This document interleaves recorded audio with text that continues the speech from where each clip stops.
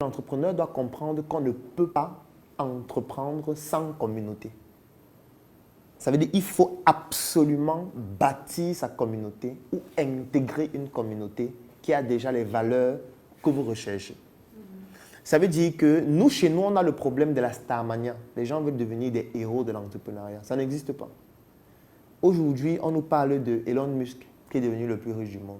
Mais ce que les gens ne savent pas, c'est que dans une entreprise comme Tesla, qui a eu une valorisation de plus de 880 milliards de dollars aujourd'hui et qui a fait en sorte qu'il devienne le plus riche du monde, c'est une entreprise dans laquelle il n'a que 18%.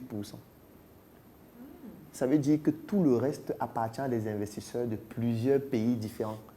C'est que quand vous voyez en fait une voiture Tesla, c'est plusieurs millions d'investisseurs de plusieurs pays différents qui ont mis leur argent ensemble pour faire une seule voiture dans laquelle le fondateur qui est devenu le plus riche du monde n'a que 18%. Ici, vous allez voir un entrepreneur qui lance son projet avec ses économies d'1 million.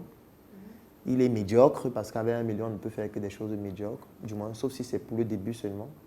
Et quand vous lui parlez d'ouvrir son capital, il dit non, non, non, on va m'envahir dans mon projet. Non, non, non, on va voler mon projet. Mais c'est d'une médiocrité intellectuelle extraordinaire. Et ça, c'est même un euphémisme que de le dire.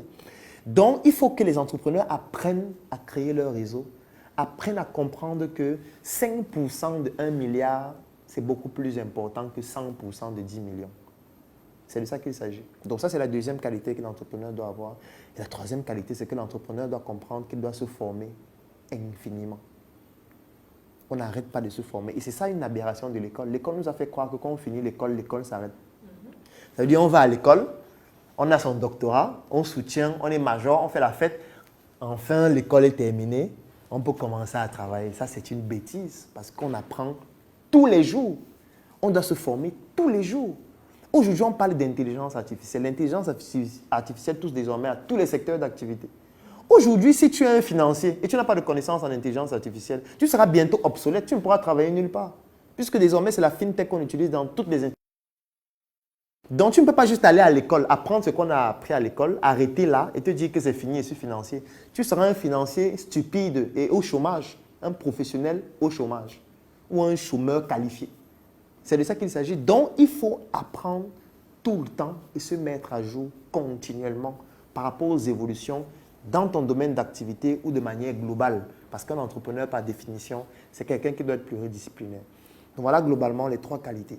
Donc, je vais dire 1, son réseau. 2, savoir échouer. 3, se former continuellement.